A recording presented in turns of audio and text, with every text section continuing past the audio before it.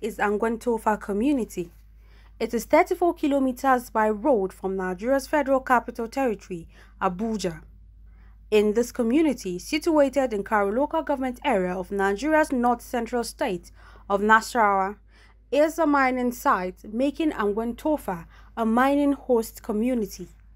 For 7 years now, locals here have seen an influx of artisanal miners, also known as local miners, in the community. This influx has brought in its wake a barrage of lifestyle hitherto alien to residents here, due to the arrival of people who share no common lineage, ancestry, culture, norms or values other than business. Tales of juvenile delinquencies, deviant behavior and antisocial posturing all dot the length and breadth of the community. No thanks to mining activities here. Joshua Kura, a local of the community who has lived here for over 35 years, tells the story of drugs, guns, prostitution and violence in the community since the discovery of gold, granite and others in the mineral-rich community.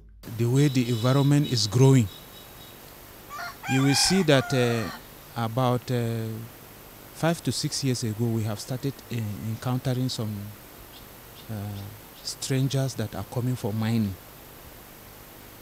And what are they coming for to mine here is sometimes they mine gold, diamonds, so many types of precious stones they mine here. So really the community is blessed. It's blessed with a lot of mineral resources. But we don't know the influence of government regarding that. Because in a community like this that have such a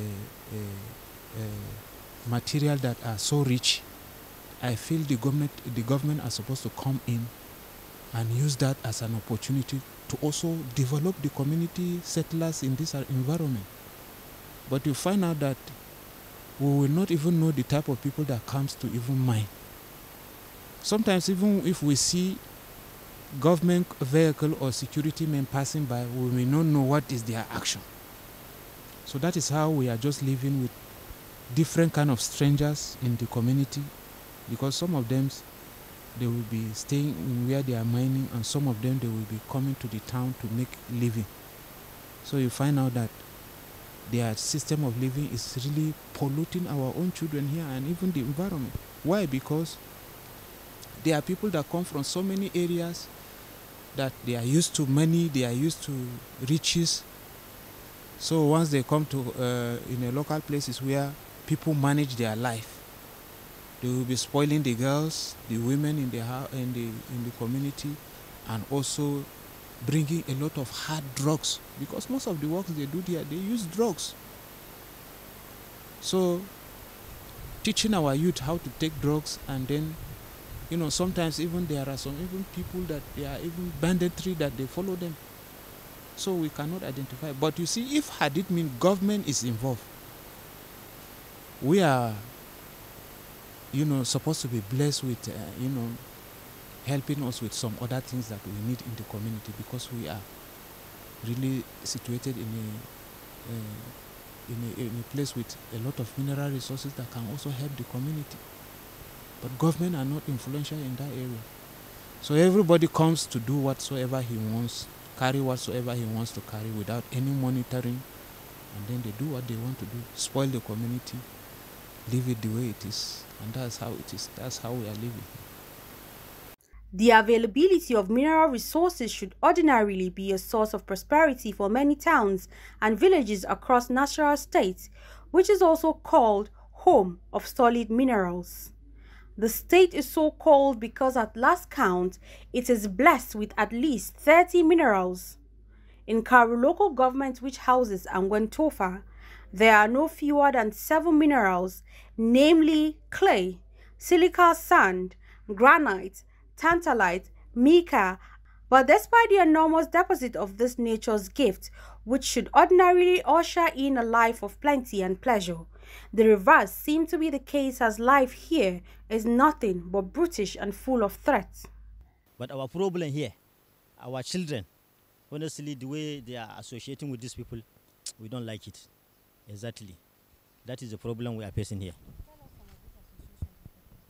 the people that they are coming here newly. So they are associating with our children. Our children always there. So we don't know what they are doing there, honestly. Especially in the night, oh. Even in the night. Smoking. All the time smoking. You see? So all these kind of things, we need government attention about it, honestly. Honestly, many of them, they're supposed to be in school, but they are there, which is no good. It's not a good attention here, there. But we need government attention about this present matter. We need government attention about it to come and interfere. Because this kind of things is always happening. Many of our children, they are not going to school, especially this planning. And small things, some children go carry cutlass, they say you caught you. So this is a bad character. So we are facing up this kind of a lot of problems. As I will see them with big injury, which is not good. There is a lot of drug use now in our communities, mostly among the artisanal miners. Most don't want to go to school anymore or learn trades. This makes them act crazy in the communities, and it results in violence. Lifestyle is a bit terrible, simply because it makes most of the youth here, they will know that that's not the way they are right now. Especially like girls, they do follow these people just because I think maybe it's lack of, we can't just say proper orientation because the place has been left behind. So honestly, these people really affect our youth here, even men. So most of them are into this drug of a thing. And this mining, as you see, it will affect it because when they blast, we hear the sound here, even in the night when we sleep, of which you don't know the effect. Illegal mining in northern Nigeria and the Middle Belt is leading to two worrying trends. One is the exchange of illegally mined gold for weapons, and the other is the use of women and girls in these illicit activities. This is not without negative social influences over young children who have now found an easy way to make quick money. But this has also become a pathway to death, as many have killed themselves in the process. A 2020 study by the Nigerian Extractive Industry and Transparency Initiative found that socioeconomic dislocations through illegal mining led to drug use, alcoholism, and prostitution among women in mining communities. The second level of girls' and women's involvement is as carriers of illegally mined gold that is then exchanged for arms. To be honest, what is happening is that they sexually harass our children. They take them to the mines, have sex with them. Some they get pregnant, and we don't know their villages or locations. They use drugs in most of the houses they are occupying, drugs like weed and other hard substances. They meet with the king in Uke. We dare not question them over their actions. As they said, they have the king's support. That is why they have become untouchable in the town. We have spoken to our kids and they refuse to listen. When you scold them, they return with money and become defiant. The government should come to our aid and help us. They either live here or stop working here. Mining has been blamed globally for harmful and impoverished effects. Most countries are rich sources of gemstone, yet there is very little development since miners and those around mining sites still live in abject poverty. This report sought answers on how mining activities have affected community livelihoods. The communities are not only wallowing in underdevelopment with fear of natural disaster in the no distant future owing to massive land degradation.